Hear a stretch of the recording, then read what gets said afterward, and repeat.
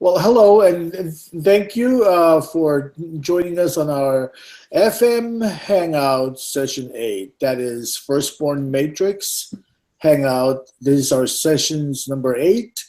And for those who, when you watch this and if you like it, click subscribe because we have more recordings to come. So, I will go ahead and open our gathering this evening with prayers, and then I have with me Frank Dubis and Salik Dale over in Georgia, and we'll go ahead and pray, and then we'll start with our Bible study on it's under the topic biblical theology. So my name is Shirley, and I am here in Ontario, California. So let's pray. Lord, we come before you. We thank you. Thank you for grace. Thank you for your love and many mercies. We invoke the power of the Holy Spirit to be with us this evening, Lord, and we ask that you speak to us and speak through Frank as he will be leading our studies this evening. We thank you and we pray all this in Jesus' name. Amen. Okay, Frank, now I'm going to turn it over to you, and then you can go ahead and lead us with our study tonight. Frank Dubis out of Glendora, California. Thank you, Sirle. And again, thank you, Salek, for joining us, and for all those online. Thank you for helping me unwrap this Firstborn Matrix complexity of theology, of biblical theology, trying to define and shed a light on an outline of the entire Bible, both Old and New Testaments. And we've introduced a lot of new vocabulary throughout these sessions. And today we are continuing with the permutations. So we have 4 cascading permutations that we have been working through. We've done the first one, the second one, and the third one, and today we're going to do the 4th one.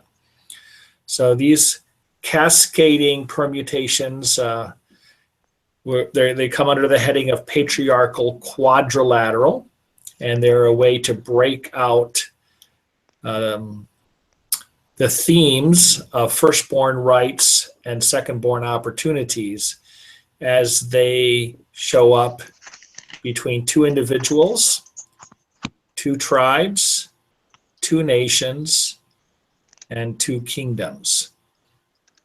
So the 2 individuals are Esau and Jacob. The 2 tribes are Joseph and Judah.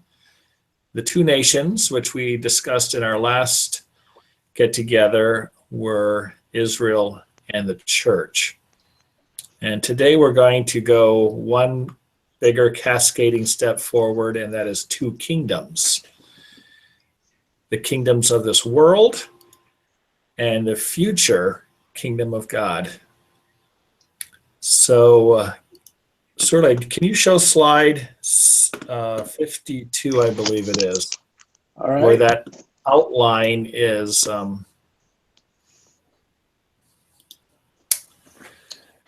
reflected. So we're going to be talking about today then that 4th concept of 2 kingdoms. And Surley and Salek, please work with me in talking if you have questions or something's not clear, or if you want to add another thought process as we step through. I think I have about 4 slides of maybe 3 or 4 bullets each to help unravel these 2 distinct kingdoms. And I'm going to do a shout out here for the Divine Council. There is a scholar who has a website called thedivinecouncil.com. I would encourage you to go to that site. And Dr. Michael Heiser is the one who's extrapolated a lot of wisdom in trying to put the context of the divine council within the biblical narratives and comparing that with the ancient Near East. that area of the world where the Bible was written and where Israel, the nation of Israel, had their focus. So please check out thedivinecouncil.com. But I'm proposing then that this divine council has been set up by God, where there are divine beings or angels, principalities, rulers, authorities who have been set up over the nations. They've been given jurisdiction, just like we as humans have been given jurisdiction over the layer of life below us, the animals and the plants. So too, these divine beings or these angels have been given jurisdiction over human nations. And what we're going to reflect on is how this divine council has been unfaithful in their jurisdiction, and the time will come when Jesus will set up his kingdom over all the nations. So right now, Jesus was given jurisdiction over one of the nations of the earth, and that was Israel, the physical offspring of Abraham, Isaac, and Jacob. But he will eventually take jurisdiction over all the nations. And so that's the future kingdom of God. I have a shout out to Psalm 82 there, and we will look at that chapter later.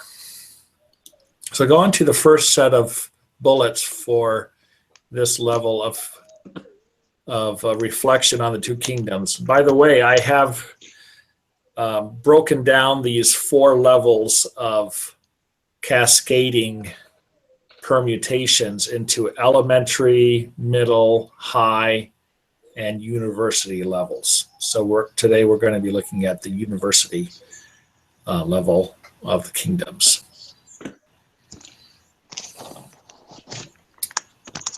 I don't know if the next slide is online. So there you go. Step through the strikes humanity experienced before the divine council was awarded jurisdiction over the nation. So what I've done is broken out just 3 historical strikes that took place before the division of these divine beings having jurisdiction, the divine council having jurisdiction over the nations. And you're all familiar with the baseball example that after 3 strikes, then you have an out, or after 3 outs, you have a change of innings. So this is what I'm loosely putting out there, is that there are these 3 strikes that take place against humanity. The first one being, of course, the fall, where Adam and Eve disobeyed, and we had this curse of death, that the tree of life was taken away from us. And so there is this curse on humanity where death comes into the world. And so that's the first strike, is the fall. That's in Genesis chapter 3. Genesis chapter 6 introduces another strike, and that is the flood. And due to the wickedness of humanity, God says, I'm just going to wipe out all flesh, human and animal and plant, and start all over again with Noah and his family, and build that and have that ark. So that's strike 2. And then the third strike is found in Genesis 10 and 11, where you have the Tower of Babel. And that's where humanity decides, instead of breaking away from one another and subduing the earth, they come together and they say, you know what, let's build our own castle, our own tower to God. We'll make our own temple. And that's what the Tower of Babel was, possibly a temple that God said, no, I don't want you to do it this way. And so he wound up having this conversation in Genesis 11:6. And this is where I believe Jesus is speaking to the divine council. in Genesis 11, 6, 7, 8, 9. And the Lord said, behold, they are one people, and they all have one language, and this is only the beginning of what they will do. And nothing that they propose to do will now be impossible for them. Come, let us, and that us, I believe, is a reference to this divine council, let us go down and there confuse their language so that they may not understand one another's speech.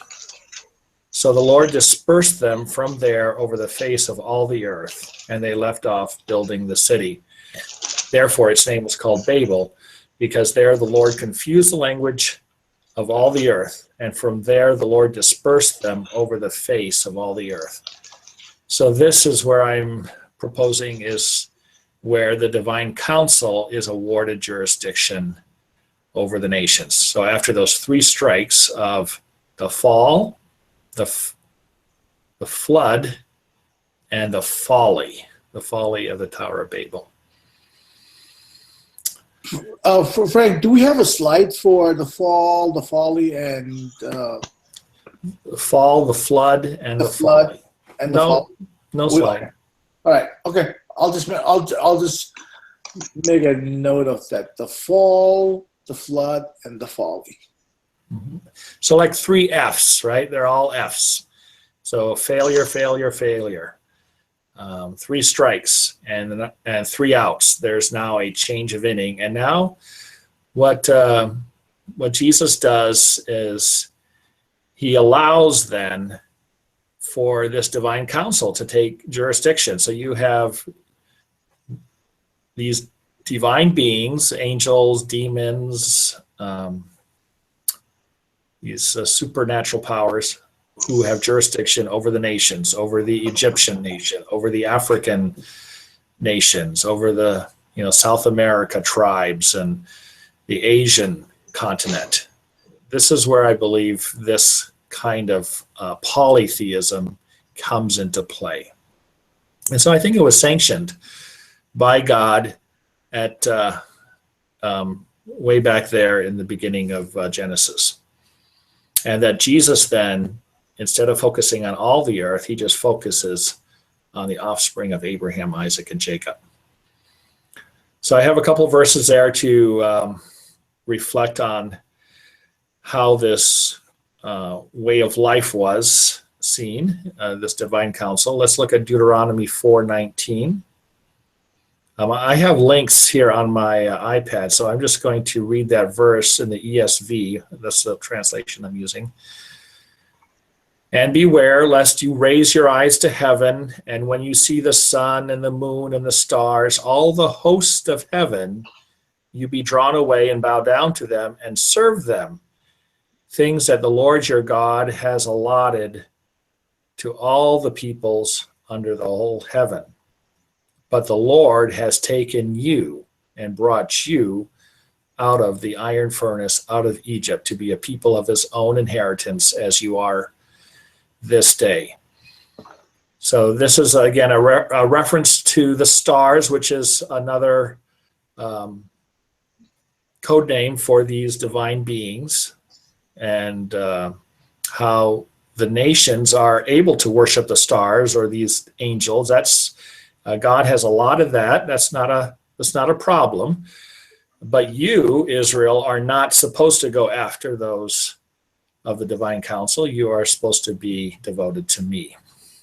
I'm the Lord who brought you out of Egypt. And so I believe, again, that was Jesus who's laying a foundation that the nation of Israel is to worship him alone. Deuteronomy 32:8 and 9 is another key passage that kind of alludes to what happened after the Tower of Babel. When the Most High gave to the nations their inheritance, when he divided mankind, he fixed the borders of the peoples according to the number of the sons of God.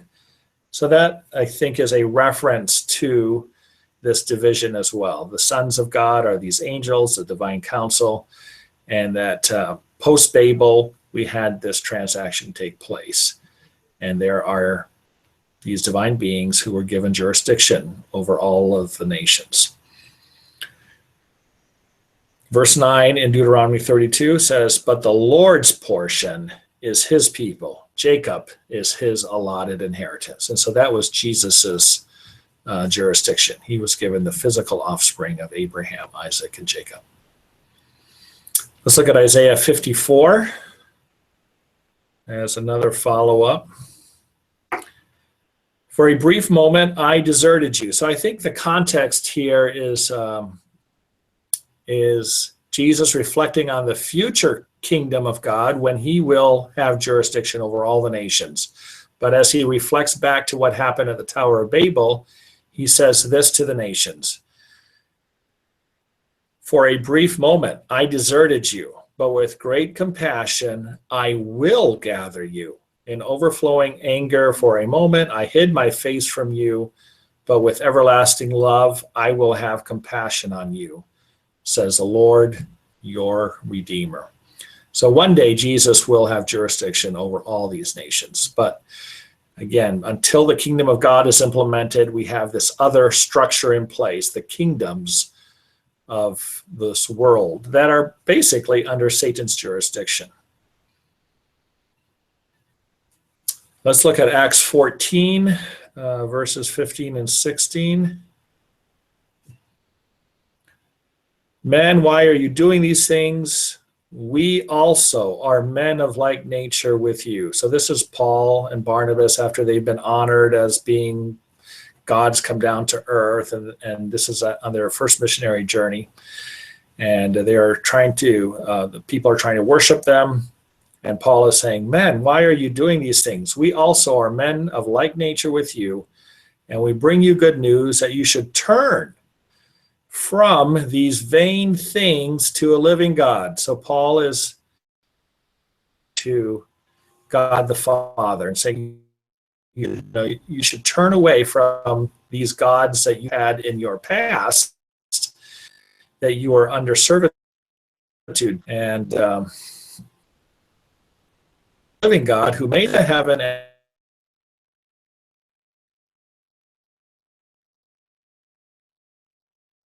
the earth to walk in their own way. So again, I'm just trying to lay a framework for how this is potentially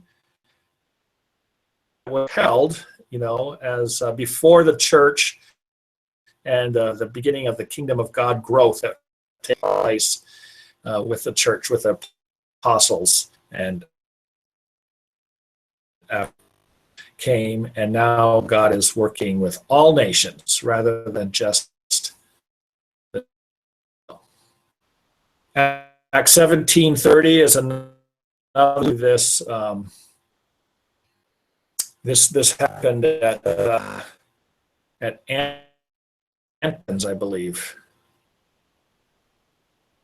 Let me just turn.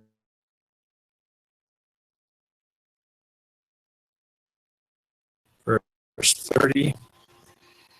"The times of ignorance God overlooked, commands all people everywhere to repent."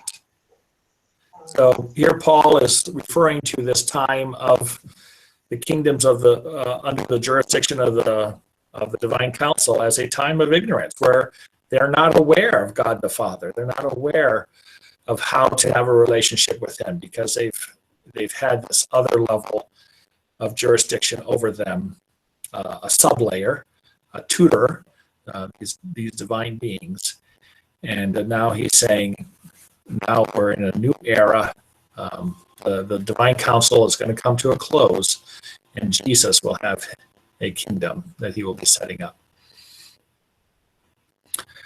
So let's go to Ephesians 2, verses 1 through 3. "And you were dead in the trespasses and sins in which you once walked, following the course of this world, following the prince of the power of the air, the spirit that is now at work in the sons of disobedience, among whom we all once lived in the passions of our flesh, carrying out the desires of the body and the mind, and were by nature children of wrath like the rest of mankind." So again, Paul, as he's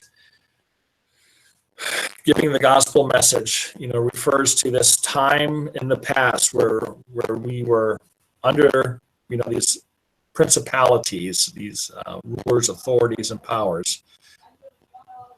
But now God is bringing them into a new kingdom, and so they need to be able to leave that old kingdom behind, the kingdoms that were under the power of Satan, and come under Jesus's lordship. And then I won't read that passage in Romans 1, but that's another example where 3 times it says there, God gave them up, God gave them up, God gave them up. So again, it's to look at this time of the kingdoms of this earth, of this world, where Satan has the dominion over these nations and the jurisdiction, and God allowed for it. That was just part of his work, BC, before Christ. But now he's beginning a new work. Okay, the next point I have there, does anyone have any reflections on those comments and as we review those former ways of life under the Divine Council era? Frank, I don't, but it seems like I'm not sure if it's my connection or your connection. It sounds like it's distorted. Oh, you mean my speaking? Yes. Yeah, so... Yeah, maybe I shouldn't use this Bluetooth mic. I'll turn this off. Okay.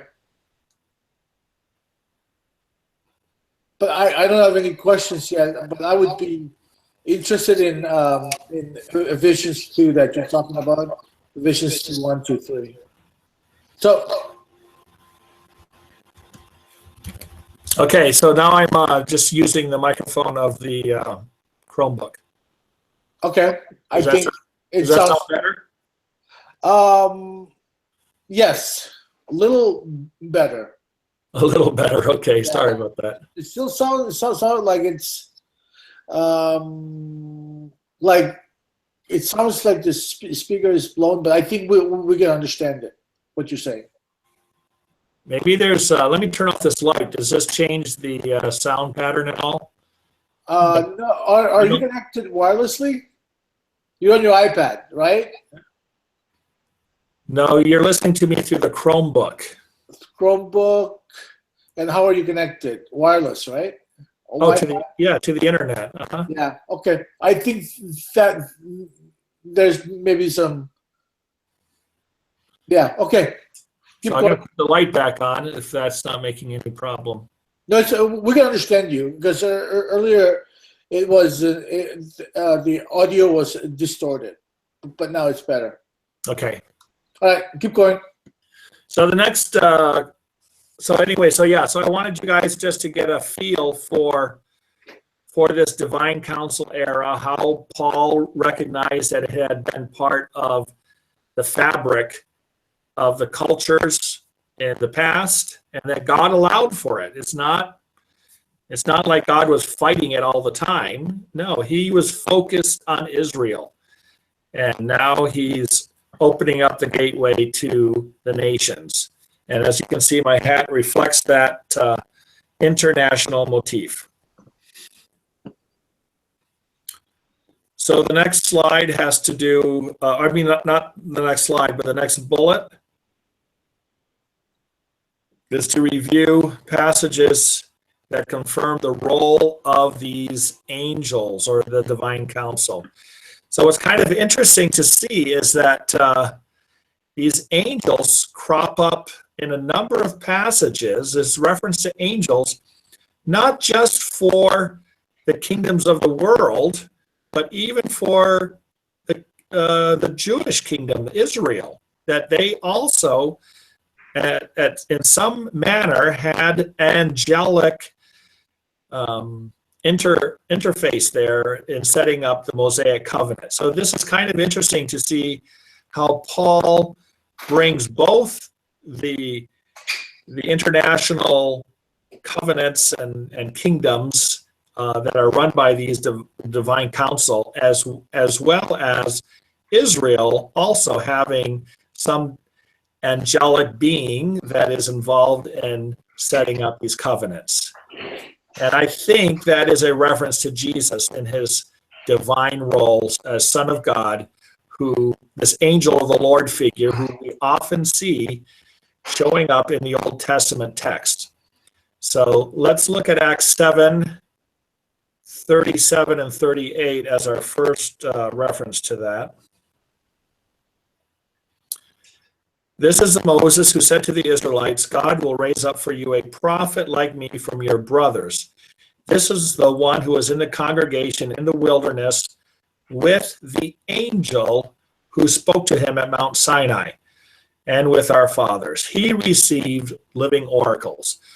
So again, with when you have jurisdiction from these divine beings, they have to communicate in some way to your ancestors of your tribe, of your nation. And so, of course, Israel has a whole storyline that we find documented in the Pentateuch, and they're at Mount Sinai, and how God wrote on tablets of stone with his finger, and communicated these 10 commandments and set up the priesthood, etc. So this passage in Acts 7 has an angel being the one who does this communication with Moses. And again, I think this is Jesus who is showing himself as the Son of God, this angel of the Lord figure to Moses, and setting up this national covenant. It's a covenant just for the nation of Israel. It's not for the world. It's not the international covenant that comes out with Jesus' death and his new covenant on the cross and written on our hearts by the Spirit. This is the one that was written on tablets of stone. So let's go on to verse 53 as well in Acts 7. This is Stephen in his martyrdom speech. You who received the law as delivered by angels and did not keep it. So that's Stephen in Acts 7:53. Then we'll look at Galatians 3:19. Why then the law? It was added because of transgressions, until the offspring should come to whom the promise had been made. And it was put in place through angels. Okay, so that's just recognizing that there is this angelic mediation going on, which I think is representative of this divine council era and how God has allowed for these covenants to take place. We know, again, the one that took place with Israel, but there are covenants that were made with all kinds of nations, with different ways. Different priesthoods were set up, different shamas, witch doctors, whether they become a family tree, a family line. Every culture has their own way of communicating with their divine beings.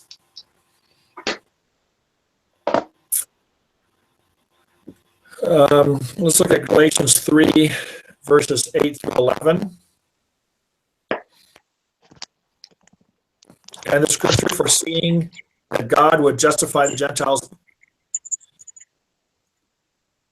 beforehand to Abraham, saying, "In you shall all the nations be blessed." So then, those who are of faith are blessed with Abraham, the man of faith.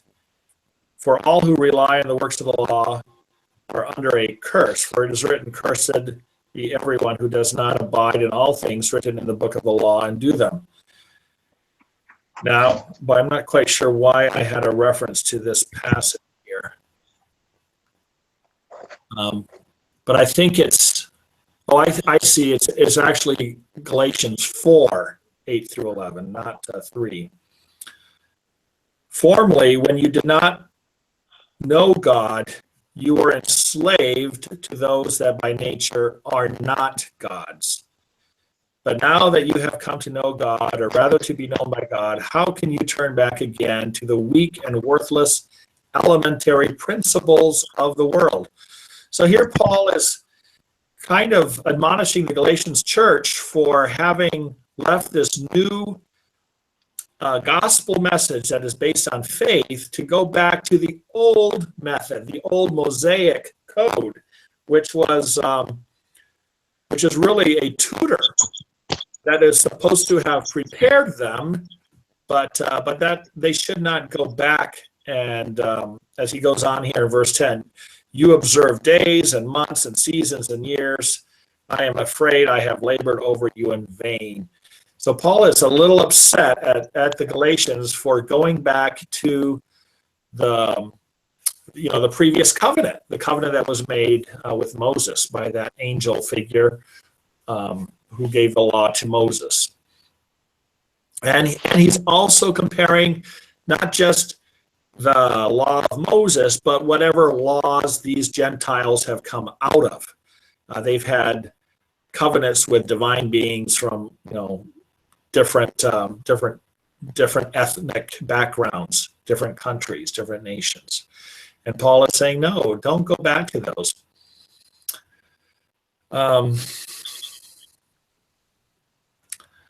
There's other passages there. Let me just go to Judges 2. Let's look at that one, and then let's look at Jude 5.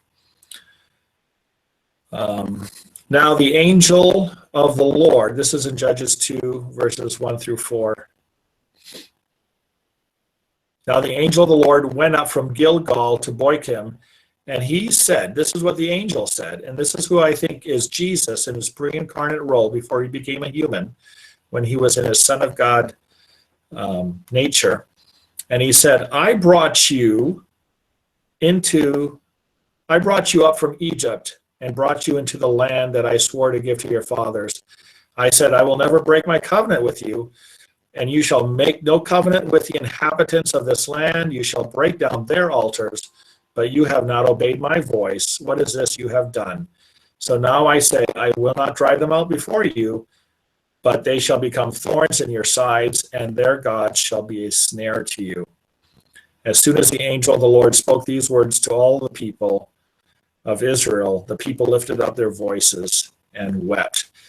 So again, here's an admonishment to Israel after having come into the promised land, that they didn't remain faithful in their allegiance to their God, but were distracted by the gods of these nations, the divine council. And then Jude 5 is another quick reference I like to bring out that alludes to Jesus's role in the Old Testament with the nation of Israel. If you look at Jude 5, now I want to remind you, although you once fully knew it, that Jesus, who saved a people out of the land of Egypt, afterward destroyed those who did not believe. So here the author of Jude is actually describing the pre-incarnate Jesus, not the incarnate Jesus, but the pre-incarnate Jesus who led the nation of Israel out of Egypt. So that's a beautiful verse to showcase that Jesus in his pre-incarnate role had this national work with the nation of Israel before his incarnation. So these are references to angels that you can find in the New Testament and in the Old Testament. And I think these are allusions then to this divine council that has had jurisdiction over the nations, over the millennia. Now, let me I don't think I bring this up in my in any of these slides, but let me just do a shout out here for the ritual of baptism. I think looking at we won't turn to it right now, but looking at Romans chapter 7, you will see that when you have a relationship between a husband and wife, a spousal relationship, and you have a covenant, that the only way to break that covenant is when one of the parties dies. And then you're free to marry somebody else. And it's the same thing with this divine beings, this divine council that's had these covenant relationships with the nations of the earth, that I believe baptism is actually a way of symbolizing your death, that you are dying to that whatever covenant relationship was holding on to you and your ancestors of the past. And now you go through the ritual of baptism to showcase that you are dead to that relationship, and now Jesus is your new allegiance. This is the new your new God, your new Savior, your new Lord and Savior, as He introduces us to the next level of leadership above the divine council, which is God the Father. So that's why I think baptism has a special significance in recognizing that you're dying to those old covenants that you had with the divine council. Okay, so are we ready for the next slide? Are there any comments?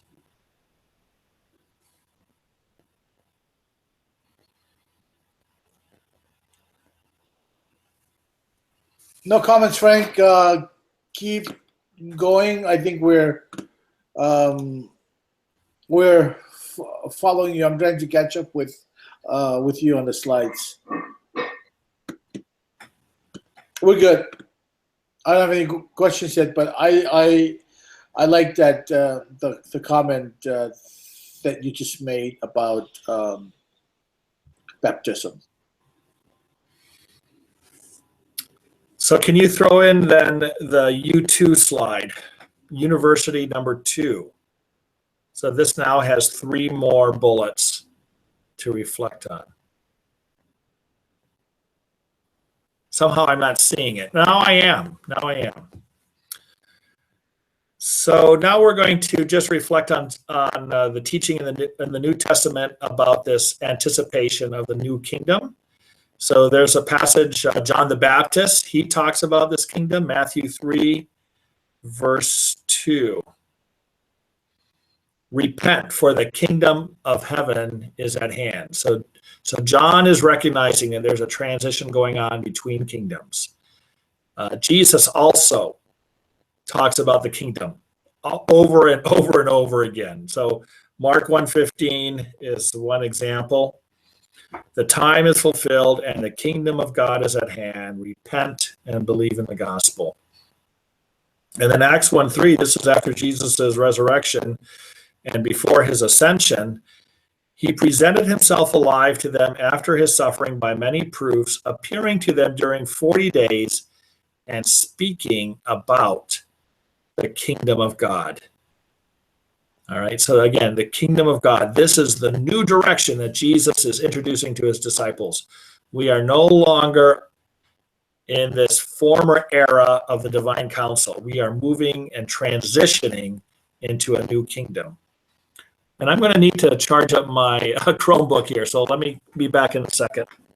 But if you want to read Colossians 1:3 and Acts 20:25, certainly.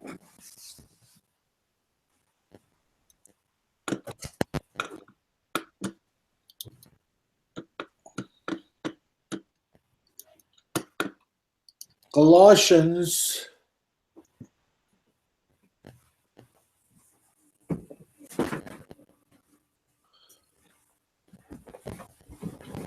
I'm working on it, Frank. Give me a sec. Colossians 1:13.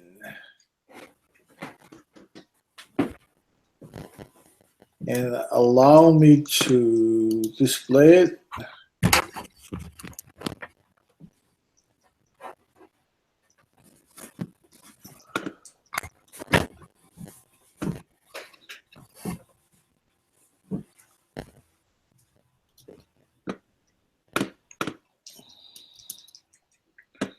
Okay, so Colossians 1:13 says, "For he has rescued us from the dominion of darkness and brought us into the kingdom of the Son he loves, in whom we have redemption, the forgiveness of sins." Welcome back, Frank. Oh yeah, so you even displayed it. Good for you. All right, now I'm turning it back to you. So yeah, so that's again the kingdom of God. Um,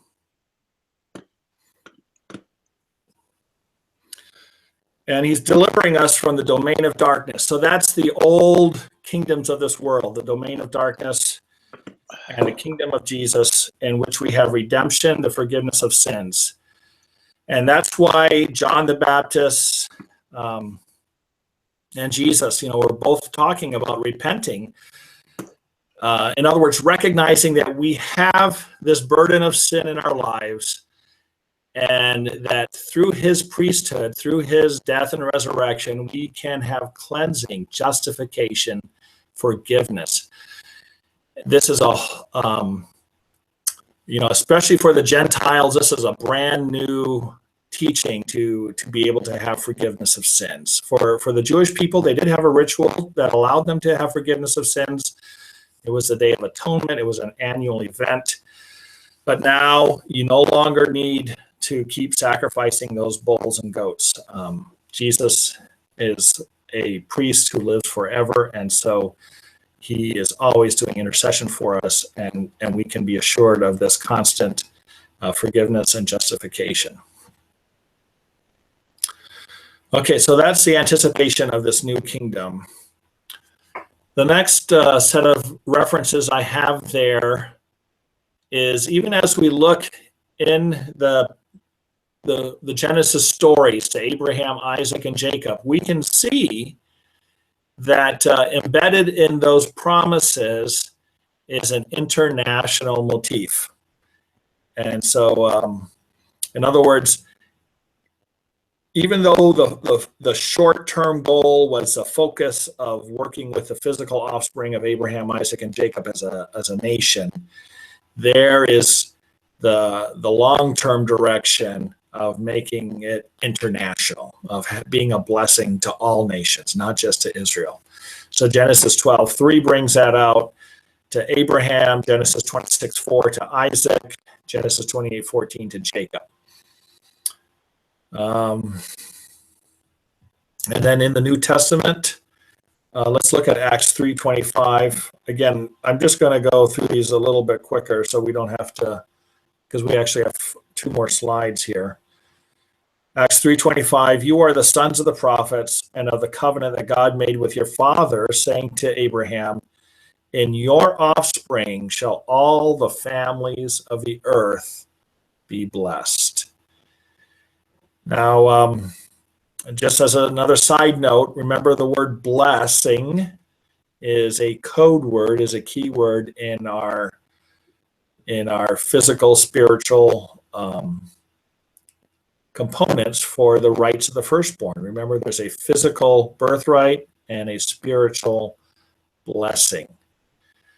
And I'm thinking that Israel as a nation inherited the physical birthright of the physical promised land, the land of Canaan. I think that's a physical piece of property that will continue to be Israel's into the kingdom of God into the future. And and also the physical offspring of the nation, the people. But the spiritual blessing, I believe, is what the international church is being the recipient of, and that is the outpouring of the Spirit in a way that Israel never had, and that we are being, because of this outpouring, have a superpower of the Spirit in which we can overcome sin and live righteously, so that our lives can be holy and pure, and we can be that righteous group of people from every nation to potentially be the loophole for the world that Sodom and Gomorrah never had. So that blessing to the nations, that is what we are a part of. Somehow I lost that slide again.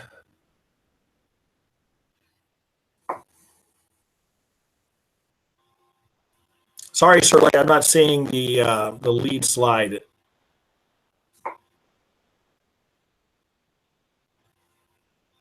Okay. And then Galatians 3, verses 8 and 14.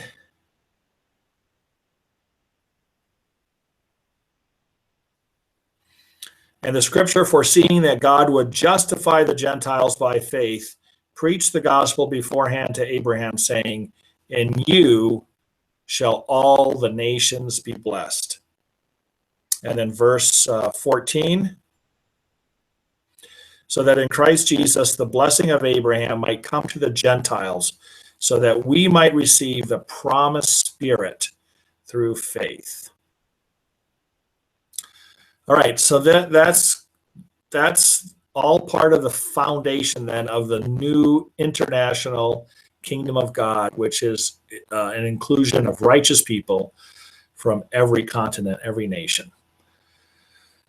So Luke 4, 5 through 8. What nation was Satan missing when he tempted Jesus to join the divine council kingdom?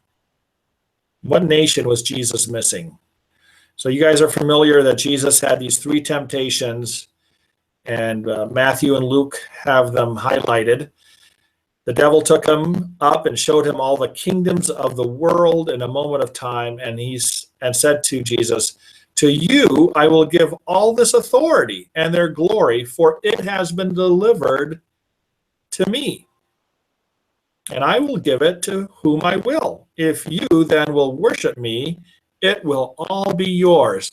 So somehow Satan seems to be the master over this divine council. He seems to have jurisdiction over all of these divine beings, over the nations. Except there was one nation that didn't belong to him. Guess what nation that was?